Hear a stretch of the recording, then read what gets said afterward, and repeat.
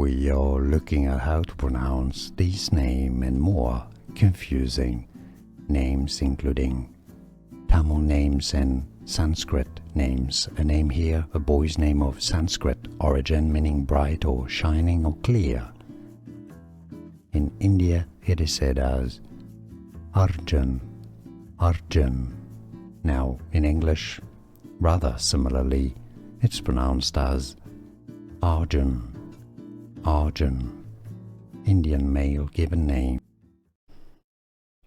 We are looking at how to pronounce these names and more confusing names, including Tamil names and Sanskrit names. A name here, a boy's name of Sanskrit origin, meaning bright or shining or clear.